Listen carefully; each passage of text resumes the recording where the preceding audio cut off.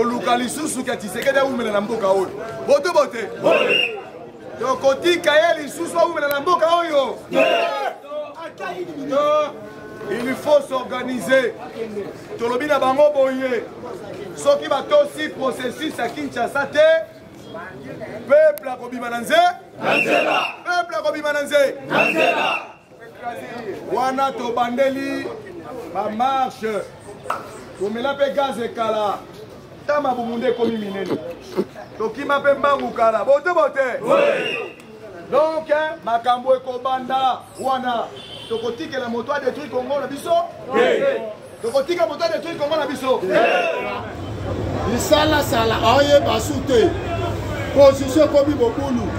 Félix oye bate nan ennemi nanga. Nani ndeko nanga. Nana sa pour ngai, nana sa contre ngai. Kizoba zoba. Donc Félix a compris l'isute. Yamo la comme kangara généraux bikanga kanga. Aromo kangara colonel, major dessus dessus. Ça yo tika ke major asa katangi. Major kabele le généraux asa kina kabila. A komi ko kakabango. Parce que Félix a comme banga. Ndenge zalaki ya Sassou na Lisumba. Pascal Lisumba na Denis Sassou Nguesso. Félix a komi na étation wana. A komi kanga kanga. Yango monaki jour wana ke na 18e mili. Félix a qui nani atindika la soda ba le fouiller ndako lifilemi. Ba kepe ku na ba fouiller ba patrouiller ndenge salaka ba mona ta ba soda ba mona ta ba arme ba monite ba monika ba biloko la bango ba nini le sud de suite et ndisi moko boye oyo ko sala ke nini ezate ya ba ko contre ba bite muto aboma ba arme te muto yo asala ba soda te siko ba sodo ba sala ki na kati o ba kenda ki farde so ba kenda ki o sala contrôle ti ba so filmer ba ka ba photo yo ba ide person ko ba soda ba kadi bango o wala farde se o ba ti ndaki de information zate tema ba so lo côté yango siko ba yeko sala bolo alors maintenant na action salama ki wana Kabila amona ko trop c'est trop Kabila a ke ko sala rapport na ba pays frontalier na biso ya RDC la muka ne tombera pas osa te la muka ne tombera pas Kabila ke ko accuser na ba pays o sa frontalier ya RDC asali rapport avec mutoyo ba koroto signaki na ye a respecter ba korwana te EDD atindaki ba milice na ye bake na ndaku na la gele ayesu kotinda ba soda balia na ndaku na nga na 18e mili na limité sali ba rapport na ye aye ko zo ba vocal na ko zo sous rapport basali bake ko tsango na CPI kelelo to lobby to simalobi CPI bo condamné nga ici après Félix a comme nani Kabila ko Kabila no beni abi Félix a ça ko accuser que o ngai na ça soutenir M23 nga Kabila na soutenir M23 ça la ka place à Sawana mais ça distraction peuple congolais oi la naga siko bien ndela yebisa kabiso awa Kabila le 11 ya 4e mois oyo le 4e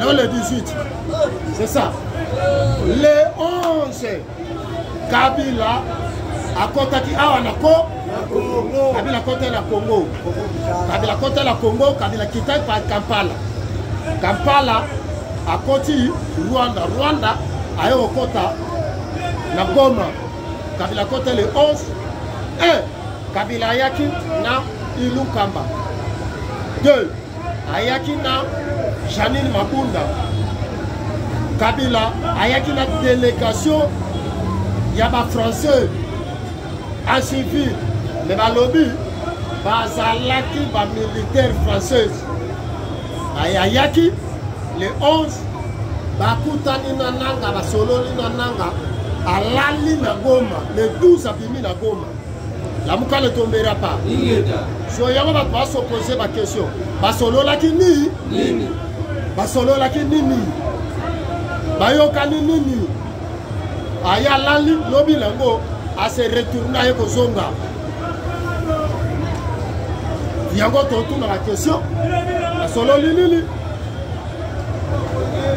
bayoka linini ojuge eza ndenge nini sikoyo yo Félix omema biso mboka oyo kala distraction ozomema Congo na distraction tosolola tofanda yo ozomema kala ba distraction omema kala ba distraction ozobendaka ata lamuka ne tombera pas ozobenda ta pour rien or que et comme la tamo boyoka Félix Andimi donc il y a la cohésion nationale biso pe to kolinga bo lisusu salamo kilina tikina yo to fanda na processus o ya basambo to fanda tundi ni table to solola Félix osombe makongo la distraction ola ta ke okei oluka kaka osolola na faino la kuzu osolola la kabila nanda la kuzu osolola na Kagame la kuzu osolola la ba français na ba américain la kuzu pour va protéger kayo au salatina 2028 mais vrai processus to vrai procédure et ça que to fanda autour d'une table to négocier to solola pour to trouver compromis to sauver Congo yo me propose à la sauver mais yo olinga procédure wana to me mabiso la distraction sanga mutuna makolo pesa galitoy premier vice-président de l'Assemblée nationale nasoki Peter Kazadi ba Kazadi on va le délai yo ka Nicolas Kazadi Peter Kazadi soki nani Kazadi c'est-à-dire basali motion basali loi moko loi wala bayaki nango na assemblée loi le lobili Félix na 5 ans de 2023 2028 Félix mandat na esa menacé donc mandat na esa menacé le col les a menacé moyen travailler bien ça to ça la loi oyo to prolonger mandat na ye ça dit to prolonger mandat na ye to bâti cela sous mandat après 2028 la mouka ne tombera pas et puis si comme peuple il y a l'assemblée batou na plusieurs cas à plusieurs salariés ngala sala kango awangani la mouka ne tombera pas si on peut le bosali yango yo na ndeko na yo vice-président premier vice-président ensemble si ko yo plusieurs cas à comme wangana que ngala sala kango te wala wangani lisusu si on bosse à la caméra, il bon PC peuple congolais, mais ça va les taux. Au moment où le moment la mouka ne tombera pas. C'est-à-dire le moment où quand il y a pour PC Congo, peuple congolais, et si elle est, la minute peuple congolais, ça fait mon limite. Monsieur c'est Fungwani, Félix ça sous l'attaque au district Bissoté. Et Rosala qui trop d'arrogance, c'est moi qui est le garant de la nation qui peut m'interdire pour la changer constitution. C'est que Batuko Bayebi qui va commis dans danger Maka, c'est que ma famille au Benda déjà pour nous préparer et s'il n'a pas, va nous préparer déjà exil là-bas. La Mouka ne tombera pas. La Mouka ne tombera pas. Ma famille pour préparer Yango.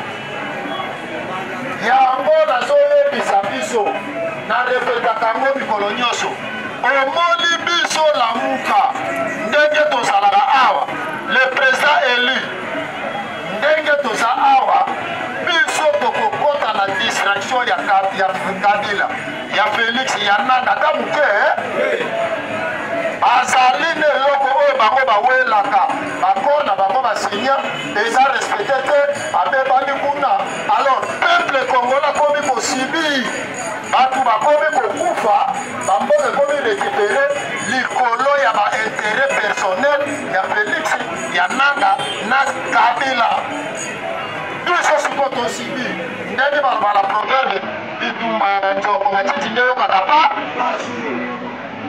intérêt